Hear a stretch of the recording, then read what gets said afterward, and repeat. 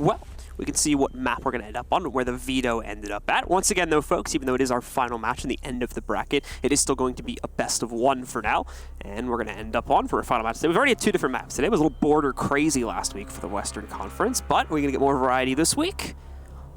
Coastline, I was going to say it. Will. I really was. Oh, man, Coastline. Okay, so we're going to end just like we ended last week. Hopefully Rogue doesn't have, flashbacks of Reciprocity winning this game, but it's going to be our bad on the docket this time around, as Reciprocity has already made it. So we'll see how this will go for them. More than likely, I'm going to say that Rogue is going to have a better offensive set than they have a defensive set, just simply because of what happened the last time. I mean, Adam just seemed completely lost in what the setups were going to be, and they were getting punished off that quite a bit, no matter what side they really went to. I mean, an equal scoreline going into the rotation where they were 3-3, and then they ran away with it on the offense, which is exactly why I'm saying that. I think offense is going to be a little bit easier for them this time around. Well, let's take a peek at what the community thought of this matchup and who exactly they think is going to win. Still a very heavy favorite to our players on Rogue. Not as favorited as the last match, however. Another 5% going over to our bad this time around. So they've got a few more fans lurking there in the chat than we saw from our last team, as we saw Holy Water almost able to take Rogue to the distance. We want to encourage you once again, though, folks, while the match is going on and throughout not only our Western Conference today, but when we cover the Eastern Conference on Thursday with Veli joining me, to share your thoughts on this. Be sure to use the hashtag R6USN on Twitter and all the other social platforms. Tell us what you think of these matches and, of course, the results. If you see any surprises happening. It is going to be on Coastline, though, folks, and it's our final match of the day. Let's get into it. Our bad up against Rogue for the final spot in the Stage 1 Western Conference qualifier. Map should be pretty interesting. Our bad showing a lot of aggression there in their first matchup up against Nocturnal.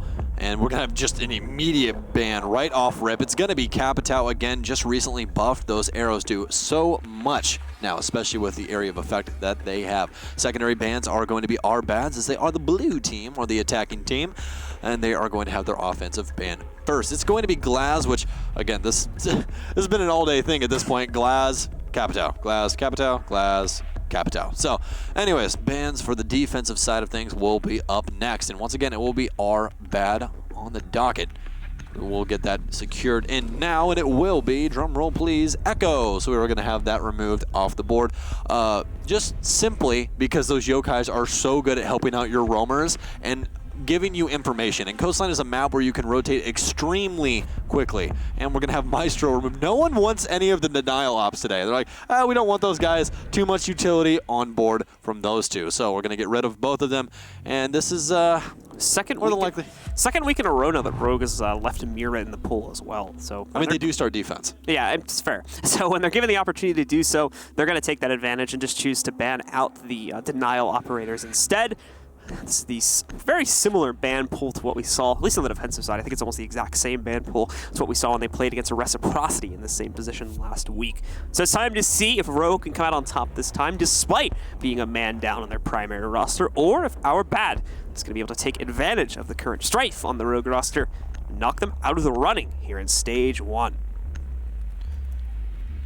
Now we had Tuffy showing up in dividends on that buck in that first map, and extremely punishing. And I think that the main thing for him was he was using his utility first, was not trying to hunt down frags or anything along those lines, was trying to get as much done with that skeleton key as possible, really put the hard hat on there with the soft destruction.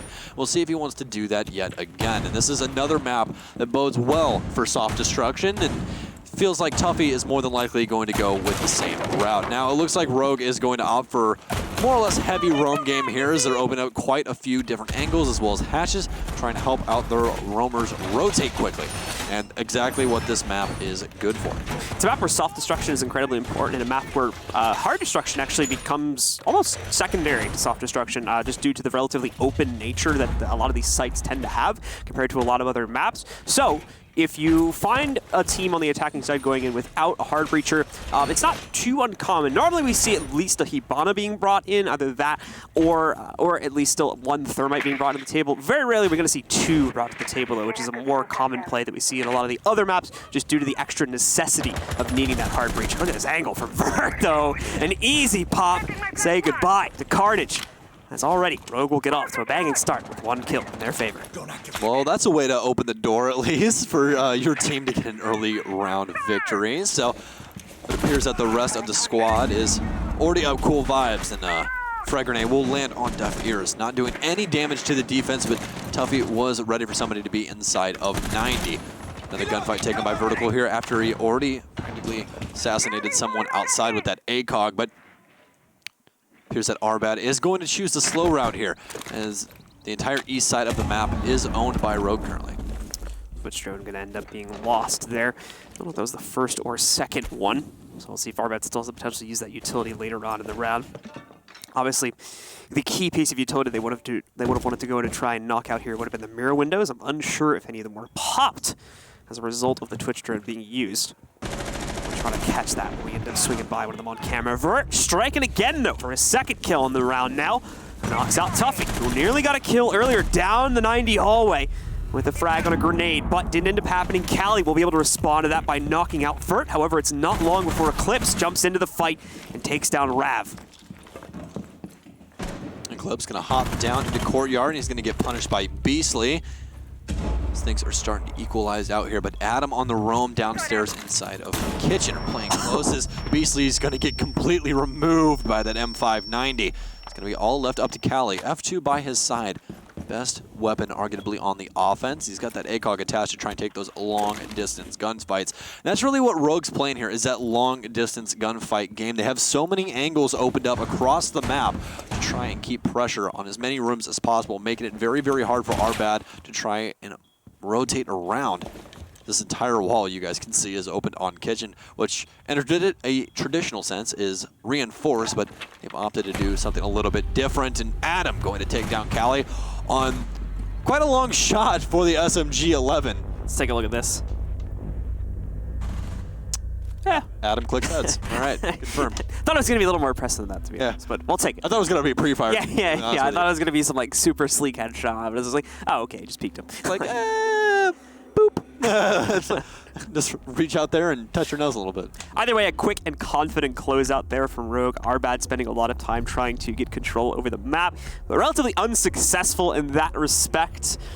Rogue able to constantly fight back, and at a minimum, even though they were losing some map control, still able to keep the man advantage in their favor throughout the entire round. So despite Rogue being pushed back to the site by the end of the round, in my opinion, they were never really at any threat of losing it, as they still had control over the overall round itself. No, Rogue on the gas that entire time, and I mean, that's how they open up the round. Vertical immediately.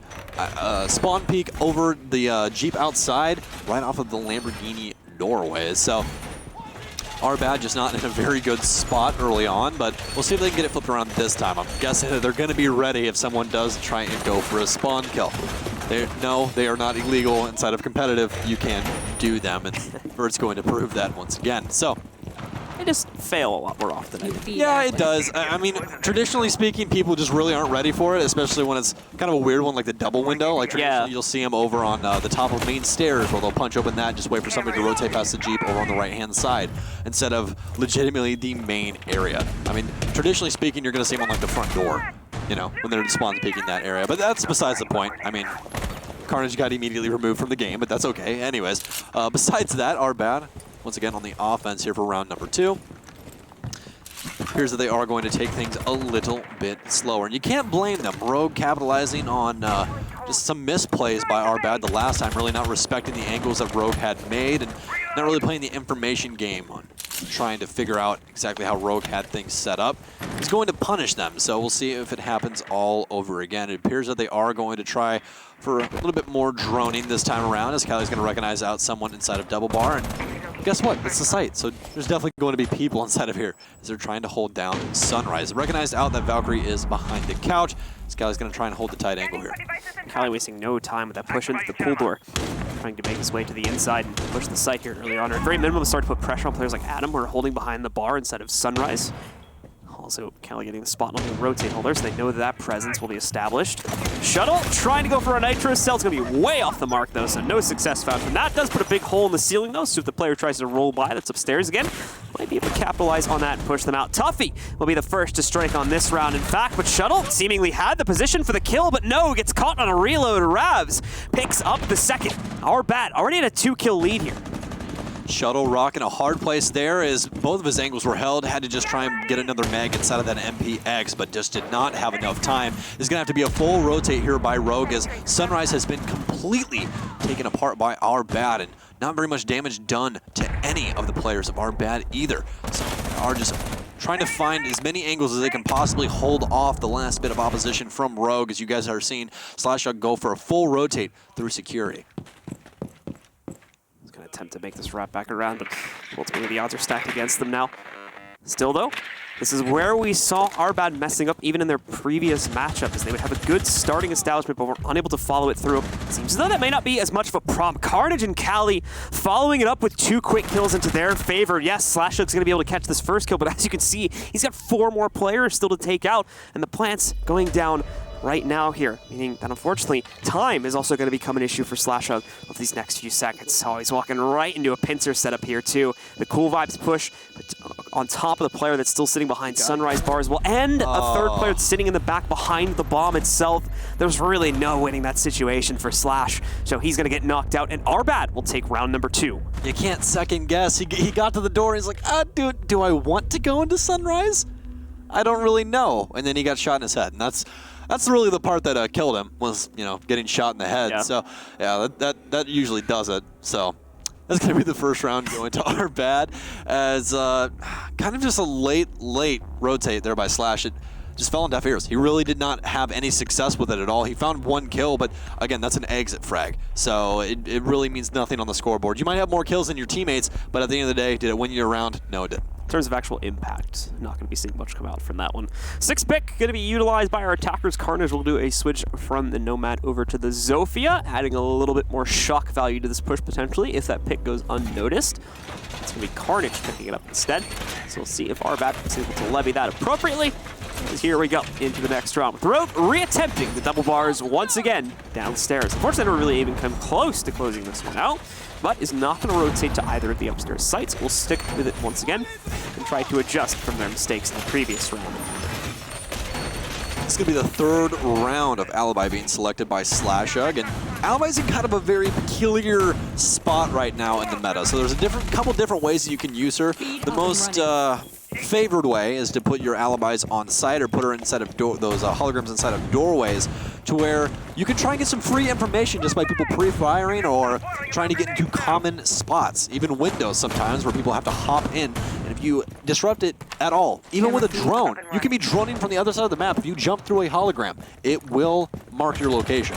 I don't know how she does it with those holograms and finds you from a drone, but she does. So that is the danger of Alibi, and especially, I feel like sometimes you just hit those things in such wrong locations, you know what I mean? Like, yeah, such wrong times. It's just so poorly timed for you. You're starting to rotate, you finally get that pressure, you try and flick to a guy, and it's a hologram. And then all of a sudden you're getting marks, you're midway through a site, you just get pre-fired through a wall. Just not a fun time when it comes down to it. Alibi's like a reverse drone hacker. Yeah. She's like, tries to find intel on the drones, and then she just says, no you. No you. It's you that gets pinged instead. So I am the watcher. Well,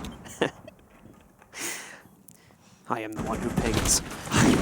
Okay, we're done. Anyways, very, very intuitive camera here by Shuttle, as he has that at the back of Aquarium. He's going to be able to recognize how that Rob is literally just chilling inside of Aquarium here, looking at all the pretty fish. He doesn't want to get too aggressive just yet. He's going to be able to find that Valkyrie camera now, as there's going to be a punch hole. Actually, I take it back. It's going to be some bullet holes, but Rob has the best glasses on the planet, apparently, as he's going to put Shuttle down, and Adam's, actually, excuse me, he's still going to be alive, but Adam's going to get taken down as he moves Cali from the game, but it's going to be Beastly to follow it up. It's all left up to Shuttle on the rotate.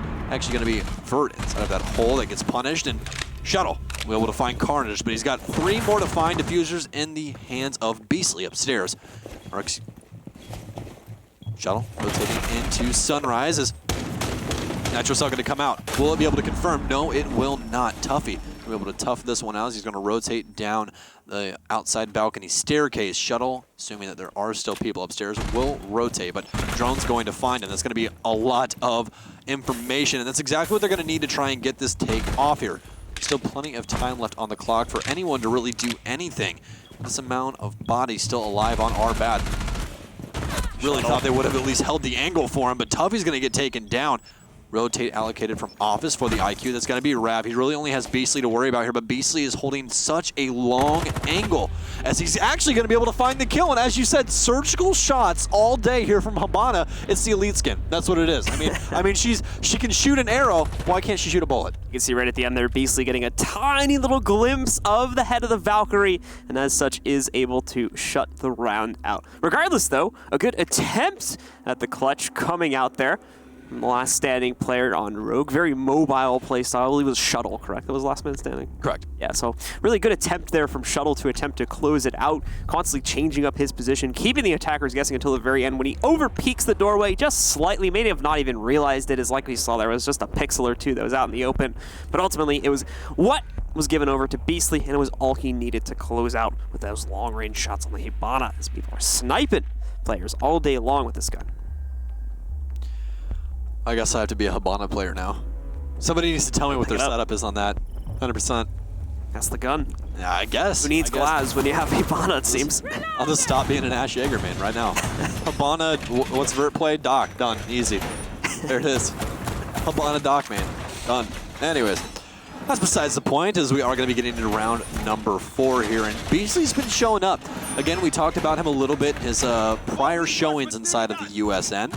The RBAT has not participated in a tournament just yet, that we at least have information bases on for stat lines, but Beastly was at the last USN.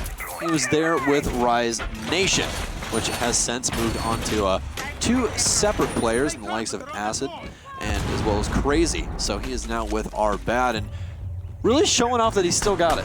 Yeah, unfortunately, didn't really get to see too much from Beastly at the Season 1 finals. While they did qualify, they were knocked out in their first match. If I remember correctly, they played SSG and got 2-0'd. So really only got to see 2 maps from those guys at the LAN in Vegas that we had back in December. Now, he's looking to once again find that qualification run, and he'll be only 1 step away from qualifying again if they're able to knock out Rogue. Now again, folks, if Rogue do end up losing this match, hope is not lost yet for Team USA, but it'll mean 2 unsuccessful attempts in a row. And this is a lot of very legendary teams that'll find themselves knocked out. The same was said for the current Rise roster, along with Dark Zero, who have both been knocked out 2 consecutive weeks in a row now. Oh, wow. What a gunshot there from Slashug. He's going to be able to take down Tuffy at the back of the hookah bar here. He's going to continue to try and apply pressure, but Callie will be able to find him. That's going to be from the aquarium balcony there. I thought he was going to get that secondary gunfight there, but he did not. So close choose to rotate out and try and play out his life. Probably the smart thing to do. That F2 will rip you apart. It's not a one-sided trading affair on this round. The Rogue actually getting the opportunity to strike back this time around instead of RBAT just picking up 2 to 3 kills right on first contact. Rogue now have a much better chance to fight back against this, despite the site changing up once again. You can see the hold on the inside of Theater will start to hopefully reduce the amount of control that RBAT get. And it's pretty aggressive too when you have Eclipse out by the main stairs, watching for any attempt to pressure against their position. That's upstairs right now, so RBAT will have a lot of work to do if they want to even get close to the site. And unfortunately, they don't have a whole lot of time to establish this presence. A little over a minute left before they're out of time and Rogue win it on the buzzer. Slow and steady wins the race here for RBAT as both teams have their initial picks, as you guys can see at the top of your screen there, but RBAT waiting for a mistake, and they're going to be able to capitalize on Eclipse as he overpeaks into 90 hallway. Rav punishing him on that, and Callie following up onto Shuttle. This has been more or less a tale of the tape the entire time for these 2 teams as RBAT is capitalizing on these gunfights against Rogue, and those ACOGs really helping them out, and Callie's going to do it yet again onto vertical. It's all left up to Adam as Callie over and over again, ladies and gentlemen, wins his gunfights. A 3K, I believe, coming off of that round from Callie. Beautiful stuff, and just Rogue peeking a lot, and also getting caught rotating so often. I think at least 1, if not 2 out of 3 of Callie's kills in that round are caught because a player was rotating at a poor time. So Rogue a little bit sloppy on their positioning for the defensive matrix that they've set up here, and it's going to cost them multiple rounds in a row. Had much better positioning that time as well. Had the setup seemingly to be able to close that out, but then lost a few crucial gunfights, and on top of the players that were getting picked off rotating, it just fell apart very quickly at the end of the round. That's quite a bit of miscommunication there for Rogue, and again, that might just be, once again, due to the fact that Adam is in and easily is out, but You really can't even blame him. The man was inside of sight. That's your roaming players, your alibi, all of those things that got punished all off of Callie simply just rotating down main stairs. He kills alibi top of main, rotates over to main, walks down main, takes Vert out for a walk over on the opposite corridor, and then finds Adam inside of the bathroom. I mean, you're losing all these gunfights, single gunfights. Once again, no trade potential, no nothing, to one singular man. Crouch walking inside of your main lobby. And to be fair and to give credit, more importantly where credit is due, Adam has seemingly been doing a pretty good job of filling in the roles the site player here on primarily smoke for defense. I think he's been doing his job quite well so far, given the fact that there is, as if we assume the worst case scenario, only 3 hours notice that he would have had to fill in for his teammates. Potentially even less than that, as there could have been an assumption that Easley might have been able to make it in time, and then they made the call with like an hour or two left. So obviously we don't know the exact circumstances, but we can safely assume it was a very limited amount of time, or a limited amount of warning that Adam was given that he was going to be filling in tonight. Well, he's doing very well here on his second map. I feel like the first map was more of a warm-up for him. Yeah. And now he's really showing his true colors. Adam really showing that he still has it once again. I mean, him and Beastly are more or less in the same boat. Both of them not really playing for a Tier 1 team right now. They're more in that Tier 2 to not really even playing, more or less just playing ranked category. So, but hey, I mean, a good player is a good player is a good player. So, as you guys are seeing right now, and IQ is already seeing absolutely everything right now on that electronics detector on her wrist. I've never seen more utility in a single frame than I had right there. Imagine the amount of like +2 pings if he had the scores on. Yeah, absolutely. Actually, probably get pretty annoying to be honest. But still, the info is great, but now they need to leverage it into an actual take. They're playing for upstairs control this time. Callie, who else, right? Callie once again is going to show up with the initial kill. It's on the F2 as well. The appropriate gun for the appropriate situation. Just as we were talking about him doing so well, also, Adam, unfortunately, becomes the first victim this time to Arbad's push. Okay, I've never worn glasses in my life, and I would need glasses to try and see through that bullet hole right there. I mean, if he gets a kill through that, Eclipse, my man, you have some supervision. That's when tell you what. As all right, seems that we've went to black and white for the time being, and I'm actually completely down with this. More aesthetically pleasing. Noir. Yeah, Siege Noir.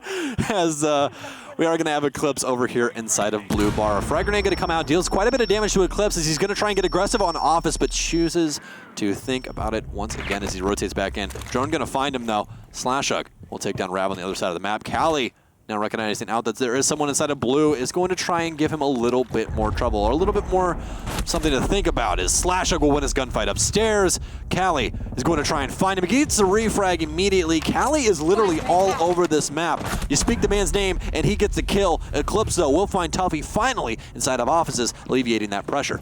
Beastly's going to have to fall outside of the building for now. Callie, in the meanwhile, also ready to make a push back to the inside of Hookah here. Not going to be much to spot, unfortunately, from this angle, so he is, unfortunately, just continuing to tick time off the clock by doing this. Beastly has gone back inside to Aquarium. The focus, again, on upstairs here is going to have to come to a close eventually. This time is running very low. They need to get this diffuser into position, but you can tell they know they've got presence to deal with downstairs. Callie has rotated specifically to deal with this. Beastly's got to be careful too. You can see just on the other side of that wall, there is a player waiting for the peek from Beastly, and it doesn't look like they're aware of the position from Shuttle, who should be able to take him down. Eclipse, meanwhile, able to pick up the first kill, and Shuttle does close out on Beastly as Rogue take control of yet another round there, pushing themselves further ahead. Look how Shuttle massacred my boy. Fits into the black and white thing a little bit there. Yeah. Too, yeah. I feel like I need a fedora and a cigar right now. That's really what I feel like. Just, oh man. Some smooth jazz. Yeah. Was a rough time. It was 1963. Gotta go home and watch Godfather after this. It's in the diner. How many Goodfellas quotes do we need? All of them. Yeah. Every single one of them. You know, I'm gonna be completely honest, and people are probably gonna get mad at me for this. I've like never seen any of those movies. I really need to. Like, it's on my list. We're watching Goodfellas. I've been really busy the last We're watching Goodfellas. I just haven't had an opportunity. We have to. We have to watch Goodfellas. I haven't seen after that right there. I haven't seen like The Godfather or anything either, to be fair. So you know why they call him Timmy two-time? He repeats everything twice. Gotta go get the papers. Get the papers. One of the greatest movies of all time. Why am I a funny guy, huh? Huh? What's so funny about me? You're just a funny guy. I mean, come on. Like, it's a fantastic movie. There's so many quotable things inside of Goodfellas. I'm gonna take a guess off that accent, and that's like a Joe Pesci character. Yeah. Oh man, that was good right there. That was good right there. It's a good imitation. All right, guys. Well, anyways, continuing on. We're back. We're back into modern times. Yeah. Color's been restored.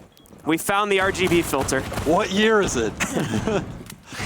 It's 2019, in case you guys were wondering, by the way. It's not 1962. When did they introduce color TVs? This is something you would know. Yes. Of course. I think it's NTSA color standard was invented in the 1950s, but never received widespread adaptation until the 60s. So the technical answer is 1950, but why? The real answer is like the 1960s.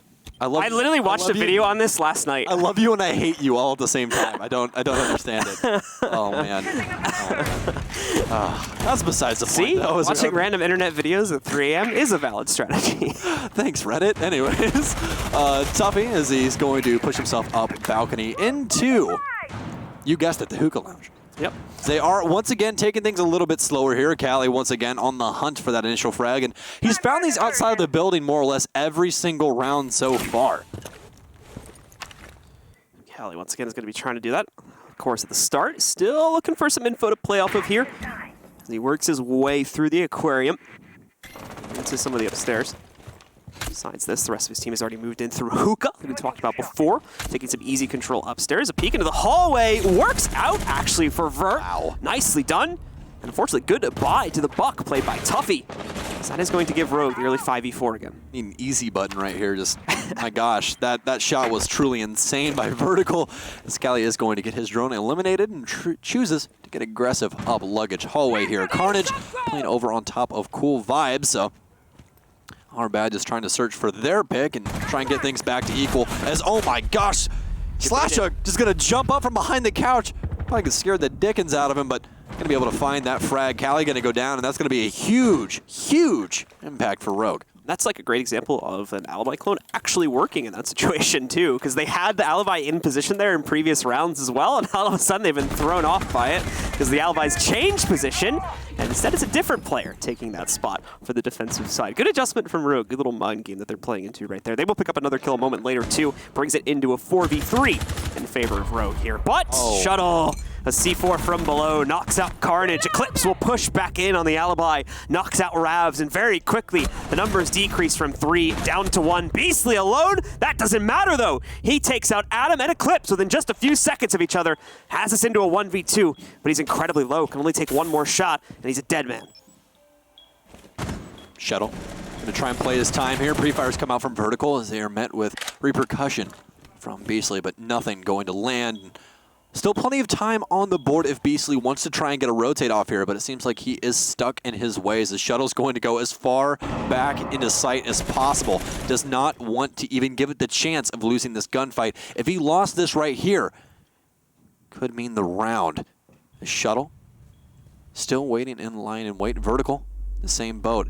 Beastly biding his time as I assume they predicted it, and yes, Shuttle looking over towards the courtyard. We'll finally be able to take down Beastly, and that is going to be round number 3 here for Rogue as they even things out. And I mean, are we ever going to make it through an initial set without things going 3-3 with Rogue? I don't. I was about to say, Rogue really loves 3-3 Yeah, that's 4 times in a row that things have been 3-3. Well, no. Was a reciprocity game 3-3? I think don't it was remember. 4-2. I believe it was 4-2. But they've done it 4 times in the last week. So, I mean, that's once is a mistake, twice is a coincidence, 3 times is a pattern, 4 times is just, yeah, it's, you get it. Yeah. So, the sides will switch now. Our bad gets to jump onto defense, where they actually had quite a bit of luck with it in their previous matchup. They're going to start at hookah and billiards. We'll see how they're able to fend off against Rogue. And this is where, unfortunately, the fill-in for Rogue might be a little bit more disadvantageous, as they have to fit this fill-in into a role that he may or may not be comfortable with, given the fact that he's jumped in with only a few hours notice at best. Once again, they found quite a bit of success on their offensive set the last time on Border when they had Adam in, which was earlier today if you guys are just now joining us. And once again, if you are just joining us, Adam is filling in for Easley. No, there was not a roster move. Easley's currently stuck either in an airport or on a plane flying home right now and could not get to a computer.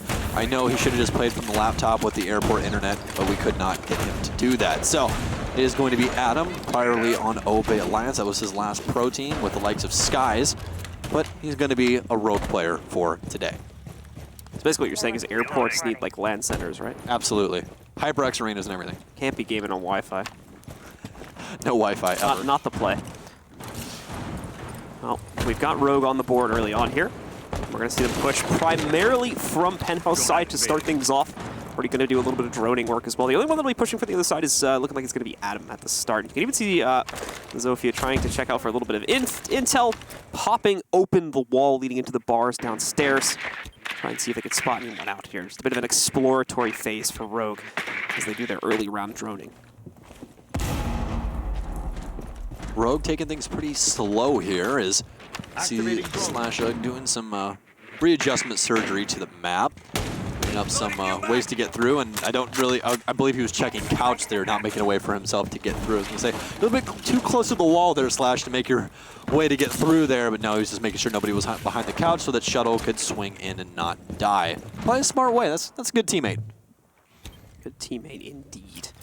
And now, still see the setup remaining relatively passive, actually, from Arbad. Not a whole lot of roaming presence coming onto the map at all, besides Carnage. You can see, I believe, he's in Kitchen right now. Honestly, I think it's a smart play. I mean, Rogue has been known, especially with what we've casted in this last week, to just sit and waste their own time. When you're on the defense, the time is in your favor. It is always in your favor. You want to waste as much of that as possible. Sit there, chill, grab whatever, grab popcorn, sit in sight, sit on the couch. It's fine. As long as you're not taking a gunfight and they're sitting there wasting time and not getting aggressive, allow them to do that. Those initial picks will bode well for you if you can get them, but if you overextend yourself, it's not going to be worth it in the end. Well, Rogue has managed to work their way, at minimum, as you can see over here towards VIP, and I believe they have aquarium control as well that was kind of gifted to them. So again, this is them taking 2 minutes to basically get to positions that were never really going to be contested in the first place. And this goes back into your point before. Rogue are wasting a lot of their own time, but they're going to speed things up rapidly, it seems here, as they approach the aquarium and try to push their way in. Vert will be able to pick up the first kill here, but it's not long before Tuffy works his way down 90, finding the trade on that. Plant is going to be attempted here. It's stopped midway, but Adam's going to go for it again. Eclipse, in the meanwhile, able to take out Carnage. Some nice pre-fire coming in from Slash right now. Eliminates the possibility for a peek to come back in from Sunrise. Adam is down here as well, so we'll need to get revived back up. But the plant has gone down, and Rogue, assuming the revive comes in, will have a 4v3 advantage in the post-plant. Adam already done his job, and Slash is going to be the one to not get away as Rav will take him down. Rav going to follow it up once again as Adam is next to bite the dust.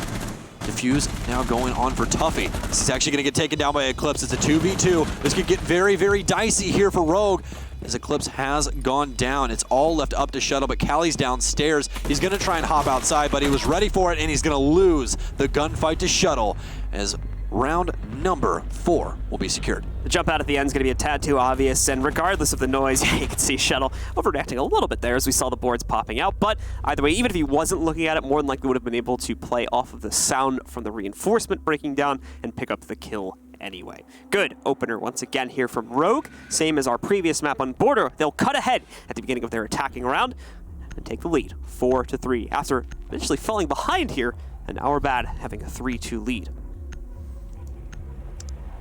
I think the main focal point for Arbad there is they really just didn't have anything to try and prevent the plant. Once they got that pressure on the backside of couches right next to billiards, that's really all she wrote. Vertical just had to kill the person and playing inside of Sofa. Once he did that, it was over. They were able to get the plant down. There was really no extra pressure that they could try and utilize to push up to prevent the plant. All they really had was to be able to take their gunfights. Rav tried to make the best of it, but in the end, not enough. So Arbad will be attempting the same site once again. We'll see if they try to kind of cast their web a little bit further out onto the map this time. This is another thing that we talked about in the last round too, is how Arbad was playing an incredibly passive strategy that ultimately, like you said, led to nothing because they weren't able to prevent the site take from happening. Rogue was literally able to walk right up to Aquarium, also was able to walk right up to VIP, so immediately they had a pinch established because of the fact that Arbad chose to not play aggressively on defense. Really at all, except downstairs at Kitchen with their Jaeger play. Now, they might have to either, again, be a little bit more proactive with their site defense to try and prevent the push from being so easily accessed, or increase their roaming presence to prevent Rogue from getting that set up. Rogue already playing incredibly slowly, though, so considering that, it may not be too transducive to Arbad's favor if they try to play more aggressively and increase their roaming presence, just because Rogue will probably be watching for that, but more plays to stop Rogue from committing to the push as we inch towards a minute and a half or lower on the clock. maybe what is needed here for Arbad to take the win on defense. Seems like Rogue might be wanting to ramp things up here a little bit, as only 30 seconds in and they already have bodies over inside of VIP. It's going to be the exact same attack as last time. Hookah Billiards is the selection for the defense. They do have some extra roamers placed downstairs to try and prevent this plant, as Slash is going to be getting rid of some barbed wire outside and inside of the Cool Vibes hallway area. And the rest of the members of Rogue here just trying to set up their offensive matrix now, making sure again that if there is any roaming presence from Arbad, it isn't able to walk up on them. Push them back. So it's actually looking like almost an instant replay of round 7, previous round. As Rogue are attacking this pretty much the same exact way. There's no reason not to. Everything worked out well with them, although there was, of course, a couple of trades, and they had issues dealing with Rav on a flank that worked its way around towards the main stairs. They still ultimately closed out on the round with relative ease once they got the bomb onto the ground, or the diffuser on the ground. Now let's see if Eclipse can get rid of that pesky pulse underneath. Nitro's still going to go out, but it's not going to find anything. A bit of a waste of utility there by the pulse, but not going to be too impactful just yet, as Rogue is going to continue to just waste a bit of time here. Adam still has bomb on hand, so we could see this go down in extremely similar fashion. Wow, what an angle getting held by Rav right there. That could come up huge here in this late round timer. So same as last round, Rogue only really going to start this push with a minute or less on the clock. They're really biding their time on it, hoping that Arbad make a mistake and they can leverage a 5v4 to allow for an easier push. It's not looking like that's happening, though, so with less than a minute left and basically no actual aggression towards the site happening just yet, they are going to have to commit over these next few seconds and at least try to risk a few of their players' lives on just taking contact and taking a few duels here. Yeah, the site is so much harder to attack since Purple Tarps was patched out, as Shuttle will finally open the door for Rogue, but Tuffy's going to slam it shut, followed up by Beastly. And wow, Slash going to try and follow it up on the Cool Vibes. Beastly, once again, he's making bodies out of everyone. It's all left up to Shuttle. He's going to try and hop through, but Beastly, once again and again and again, for Arbad, finds the round. Beastly, great stuff from him. Of course, look at the ending round replay, constantly just being a huge thorn in the side of Rogue's push, as once more, Rogue bring it down to the end timer here. Try to push back in, but this time with not anywhere close to the amount of success they had back on round 7, really just throwing their players into the full 5-man setup that was expecting this exact push. And as such, it goes pretty much as you'd expect. Arbad crush it with no problems whatsoever. They just don't know what to do. Yeah. They don't. Once they finally get bodies inside of sight, they get the initial pressure. They go, okay, we're right next to sight. We are ready to try for our execute. Now, where's our pick? Okay, we still don't have our pick. Where's our pick? Where's our pick? Where's our? Oh, you guys. You guys. Guys, we still don't have that pick yet. Guys, anyone have the pick? I'm looking for one pick. Anyone? Guys, there's 30 seconds left. Where's the pick? You have to force them to make a mistake. We've had a conversation about this before. This is one thing that a lot of teams do mess up on. You have to force the mistake. You can't allow them to just, oh, they'll eventually mess up. They're going to peek me. Because teams that are seasoned, like Arbad, they have a lot of players that are long-standing CLPL, whatever players inside of this team. They're not going to try to overextend themselves when they know that you're just allowing the timer to just tick, tick, tick, tick down. You're practically killing your team's chances. If Rogue finally makes an adjustment where they have a roam clear or something along those lines to try and give themselves something, I can see them running away with this, but for right now, Arbad will continue to stick inside of this match. So, with success being found from Arbad on Hookah and Billiards, we shift downstairs to the double bars. Extra emphasis is going to be put on trying to deny VIP presence this time, with the castle barricades trying to hold them off. More so, I think, so that the players from Arbad that are going to hold inside of Hookah and Billiards won't necessarily have to directly be worried about VIP. They'll need to throw some soft destruction on it if they want to work their way past it. And already see, though, of course, soft destruction is Sledge's name. He's got pretty much an infinite amount of it to play off of, so he'll have no issues dealing with at least the one blocking off the entrance to Hookah. Oh, this will be... I think Arbad realizes it. The nade goes in, and the player downstairs, I think it might have been Beastly, immediately backs away from that. He will not fall victim to the drop nade. One of my favorite plays of all time is when Sledge just drops a nade on soft destruction and then sledges it open and it drops on top of someone. Fantastic play if you can pull it off, but not going to be attempted here by Rogue just yet, as literally the entire world is going to fall in on Cali, and Vertical will be the one to seal the deal for him. Basically going to follow it up, though, and he's been so successful on somehow finding a refrag, finding a trade, no matter what it is, he's finding them. I mean, he's legitimately just shopping inside of Costco for him at this point. So Adam will start the drone phase downstairs here now. We will get eyes on the castle sitting just below the Cool Vibe stairs here. Nomad, in the meantime, is going to block off with the air jab. The push from VIP to make sure no one from Arbat is able to rotate back around through Penthouse up the main stairs and push these guys from the backside.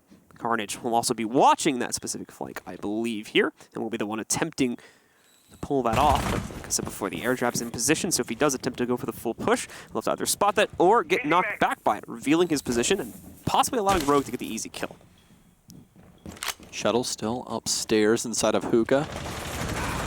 Trying to find an initial frag here. Tuffy might get aggressive, but right now he's walking around like he's in his grandma's house at 2 a.m. trying to go to the fridge.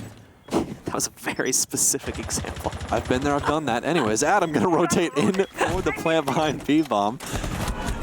As Eclipse is going to get taken down, this might be plant prevent, and yes, it will. Rav going to rotate in and be able to secure that kill off of the Toxic Babe, and it seems like, once again, the entire world is falling in on Rogue. Yet again, another failed attempt at an execute. Carnage will go down, but will it be enough? 3 more to find as that Gumine is ticking away damage inside of Vertical's ankle. He's trying to find yet another kill here. Thought he saw the foot of smoke, but it's not going to be enough to kill Beastly. Vertical not finding too much success just yet, and Tuffy finally will peak from Cool Vibes and end round number 9 here for us, as that will be the 5th round here for our bad. Similar situation to where Shuttle ended up in a previous round when we had Rogue on defense there. Unfortunately, just not really much of an opportunity, unfortunately, just not really much of an opportunity for the last man alive to actually try and push to the inside, as there was a 3-way pinch against him. Even if he gets 1 kill, there's going to be an immediate repeak from 2 other players that are basically on opposite directions of each other, and there's basically an impossible chance for him to actually clutch that one out. So, no fault at all of his for being unable to close that in, but Arbat do push ahead now. 5-4 in their favor, just 2 rounds away from upsetting against Rogue and potentially taking the spot away from them at the LAN for stage 1. What were those percentages again? Was it 80-20? 80-20? I thought so. Okay. So an 80% upset. 80% of you could be wrong. I'm just saying. Careful. It happens. We're not there yet. No, of course not. We're not there just yet. Those are like, hey, 80% of you, you're all wrong. No, it's very, very close matchup between these two. And again, this might just be showing signs of just not having easily there, because again, that is a lot of their flank watch as well as just their sight hold is all based around easily. He does such a good job of that. Not having him on the team is going to not be boding too well for you, as you guys can see. Adam, bottom of the leaderboard, but again, not his fault. Yeah. If we go worst case scenario, he knew 3 hours ago. That means I think he hasn't gotten a kill in I want to say 6 or 7 rounds then. It'd be 6. He was at 3 kills back in the middle of the first half. Yeah, because I believe his last kill was round number 4. So yeah, I want to say it's been 5 rounds. Whew. Or excuse me, 6 rounds if you count this round, because it's round 10. Unfortunate, but again, like we said before, especially on attack, he's probably finding himself in a very kind of awkward position right now, just because he's filling in a role that he may not be familiar with or comfortable with. So can't really fault him too much. Again, especially big emphasis on the fact that he probably only had a few hours warning at best. Kitchen site going to be allocated to the defense here. This is going to be round number 4 of their defensive set. Only 1 more round to reach match point, and then 1 more after that to secure the victory here on Coastline against Rogue. And our bad definitely wants that next to their name, as we beat the champs of USN. We'll see if they can possibly get that. Rogue has chosen to go for the top clear here, go for more of a roam clear this time around, and that actually might prove successful. I mean, they really haven't tried too hard at a roam clear just yet, and Arbat has been able to waste so much time because of it. And, oh my goodness, oh no. Slashuk's going to get punished by a Nitro Cell from underneath, and that's going to be to the hands of Tuffy, as Beastly's going to be able to ping him due to the cardiac sensor, punish him off of that. Tuffy again on point with his pulse play today. It was the same back in the semifinal for Arbat. Actually Beastly.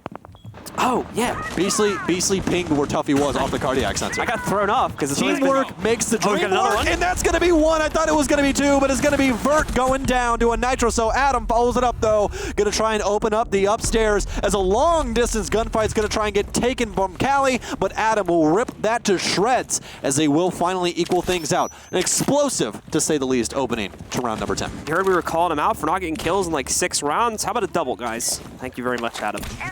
I'll take 2, sir. So we'll easily make up for the deficit that we had from him in previous rounds.